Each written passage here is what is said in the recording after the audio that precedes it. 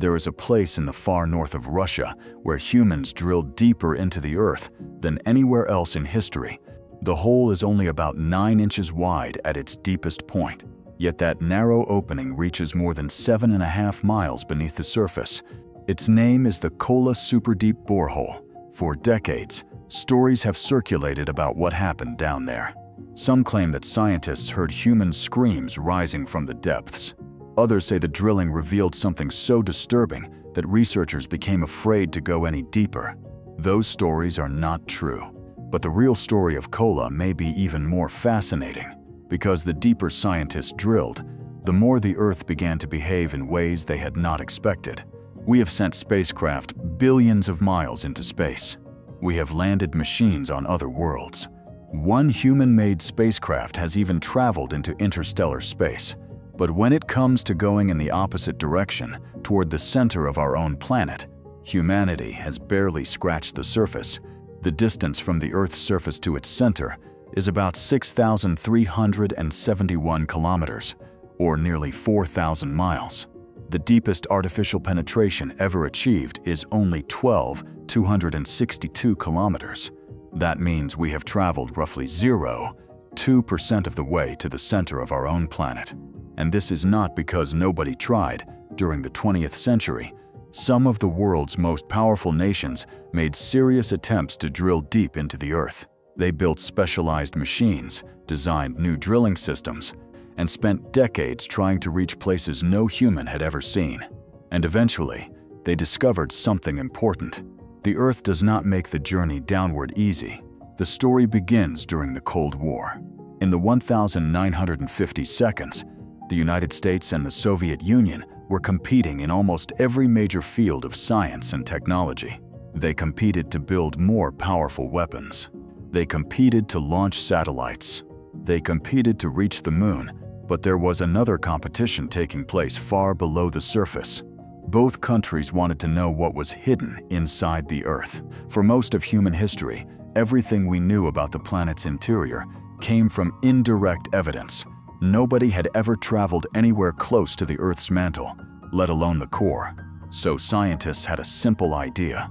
If we cannot see inside the planet, perhaps we can drill into it. The United States made one of the earliest major attempts. In 1958, American scientists began Project Mohole, an ambitious plan to drill through the ocean floor and reach the Earth's mantle. The ocean offered one major advantage. In many places, the oceanic crust is considerably thinner than the continental crust. But the project faced technical and financial problems, and political support eventually disappeared. Project Mohole was canceled before it could reach its ultimate goal. The deepest drilling associated with the project reached only a few hundred meters. The Soviet Union was watching, and in 1970, Soviet scientists began their own attempt. They chose a remote location on the Kola Peninsula in northwestern Russia, close to the Arctic Circle. It was a difficult environment for any scientific operation. Winters were severe, temperatures could plunge dramatically, and the region was far removed from the major industrial centers of the Soviet Union. But the location had another advantage. The rocks beneath the Kola Peninsula were extremely old, making the site valuable not only for drilling technology but also for geological research. The project became known as the Kola Superdeep Borehole. The objective was straightforward: drill as deep as technically possible and learn what the Earth was actually like beneath the surface. At first, the project progressed steadily. The drill passed 1 kilometer, then 3, then 5. Every additional kilometer brought new technical challenges, but the scientists continued. By 1979, one of the Kola boreholes had reached 9,583 meters, setting a new world record for the deepest artificial point on Earth. But the Soviet researchers were not satisfied. They continued drilling. Eventually, the project passed 10 kilometers, then 11, and in 1989, the deepest branch of the project reached a remarkable 12,262 meters. For a time, it was the deepest hole ever drilled. Decades later, it remains the record for the greatest vertical depth reached by drilling. But reaching that depth came with a price. The deeper the drill went, the more the scientists discovered that their predictions about the underground environment were wrong. One of the biggest surprises was temperature. Researchers had expected temperatures at that depth to be extremely high, but the actual measurements were significantly hotter than some of their models had predicted. At roughly 12 kilometers below the surface, temperatures approached 180 degrees Celsius in parts of the borehole. That created a serious engineering problem. Drilling equipment is designed to operate within certain physical limits. As temperatures rise, metals weaken, lubricants become less effective, electronic systems become harder to protect, and the entire drilling process becomes more difficult. But temperature was only part of the problem. Pressure was also increasing. And then there was the rock itself. At the surface, rocks such as granite appear rigid and extremely strong. But deep underground, conditions are very different. Under enormous pressure and high temperatures, rocks can deform over long periods of time. They do not necessarily behave like the hard blocks we see at the surface. At great depths, geological material can slowly flow and deform, almost like an extremely thick solid that gradually changes shape. This created a major problem for the borehole. The deeper the drilling went, the harder it became to keep the narrow opening stable. In some areas, rock could deform into the space created by the drill. The hole was not simply an empty tunnel waiting to be explored. The earth was constantly trying to close it. The deeper the engineers attempted to go, the more difficult it became to keep the drilling system functioning reliably. Eventually, further attempts became impractical. The project had taken decades, involved thousands of scientists and engineers, and produced an extraordinary amount of geological information, but it had reached a physical and technological boundary. And that raises an astonishing question. If humanity cannot physically travel very far into the Earth, how do we know what is down there? How can scientists describe the Earth's mantle and core when nobody has ever drilled anywhere close to them? The answer begins with earthquakes. When a major earthquake occurs, energy travels through the Earth in the form of seismic waves. Imagine dropping a stone into water. The impact creates waves that spread outward. An earthquake produces something similar, except these waves travel through the solid and liquid materials inside the planet. Scientists study two major types of seismic waves called P waves and S waves. P waves, or primary waves, can travel through both solids and liquids. S waves, or secondary waves, behave differently. They can travel through solids, but they cannot pass through liquids. That difference gives scientists an extraordinary tool. When earthquakes occur, seismometers around the world record the waves that arrive at the surface. By comparing their speed, direction, reflections, and areas where they disappear, scientists can work backward and determine what must exist inside the planet.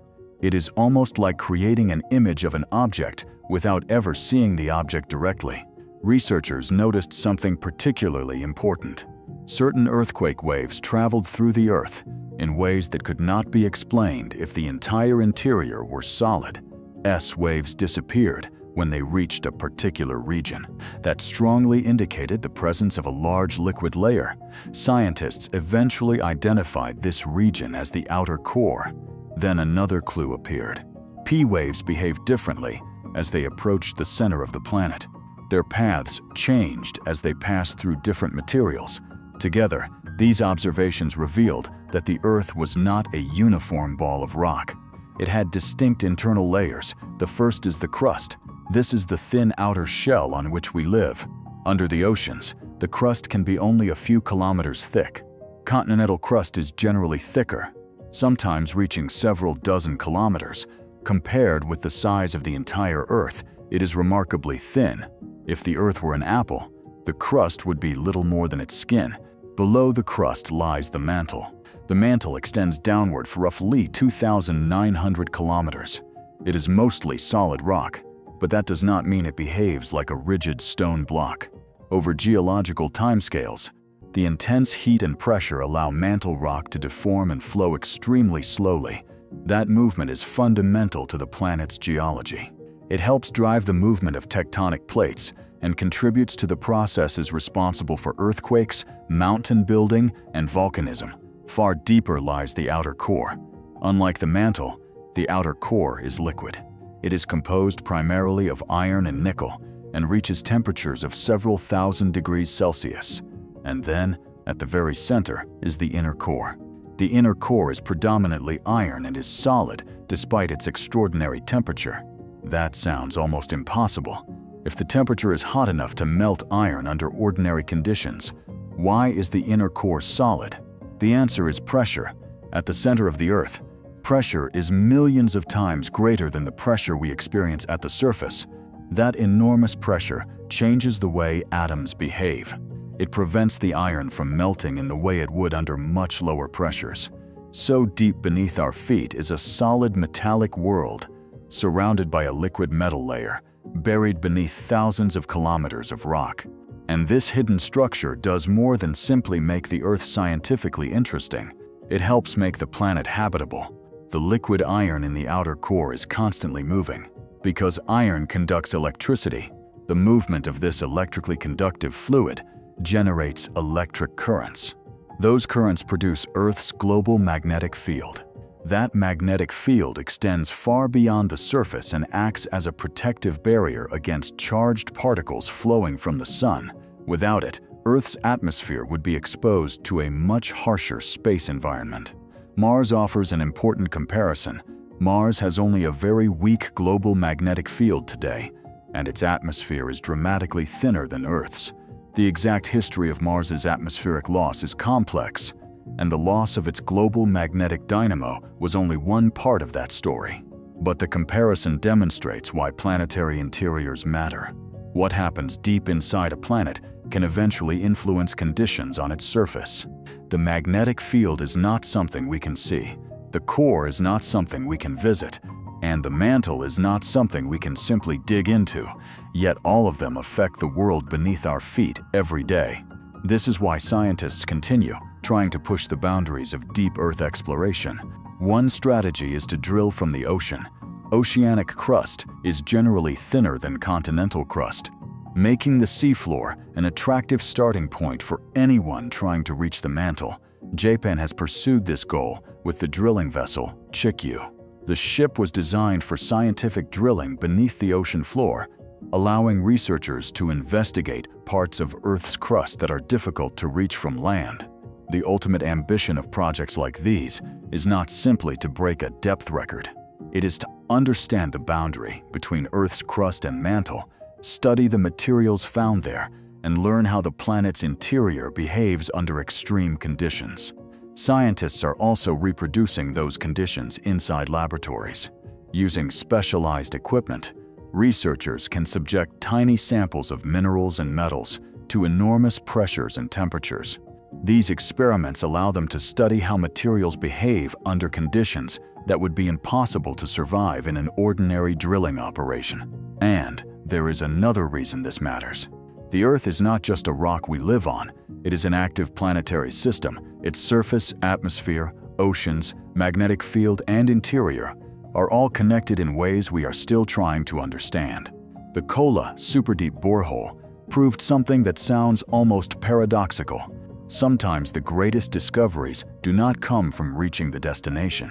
They come from discovering why the destination is so difficult to reach. At 12,262 kilometers, humanity drilled deeper into the Earth than ever before. But that distance is still almost nothing compared with the planet's full radius. Below the bottom of that borehole are thousands of kilometers of rock, followed by a metallic outer core and a solid inner core. There is no sunlight down there. There is no breathable air. There is no human-accessible tunnel leading into the planet. And yet this hidden world controls some of the most important processes that make Earth what it is. The famous stories about screams coming from the Kola borehole were fiction. There was no scientific recording of people crying out from an underground hell. The legend became popular in the late 20th century, helped by sensational reports and religious storytelling, but it has no credible scientific evidence behind it. The reality is far more interesting. Deep drilling at Kola revealed ancient geological structures and evidence of microscopic life preserved within extremely old rocks. It also challenged scientists' assumptions about temperature, pressure, and the behavior of Earth's crust at great depth. And perhaps most importantly, it showed just how little of our own planet we have physically explored. We often imagine the unknown as something far away, a distant moon, a planet orbiting another star, a region of space beyond our solar system. But some of the most inaccessible territory in existence is directly beneath our feet. We can send machines across billions of kilometers of space. We can photograph distant planets. We can detect objects light years away. Yet reaching even a fraction of 1% of the distance to Earth's center remains an extraordinary engineering challenge. The deepest place humans have ever drilled is only a narrow wound in the planet's outer shell. Everything beyond it remains hidden, and perhaps that is the strangest thing about Earth. The world beneath us is not empty. It is a vast, high-pressure, high-temperature environment where solid rock can slowly flow, liquid metal moves continuously, and a planetary magnetic field is generated deep below the surface. We walk across the crust every day without feeling any of it. But beneath every step lies a world that is almost completely inaccessible to us, a world thousands of kilometers deep, a world we have never seen directly. And after more than a century of modern geology, humanity still knows far more about some distant places in space than it does about the deepest regions of the planet we call home.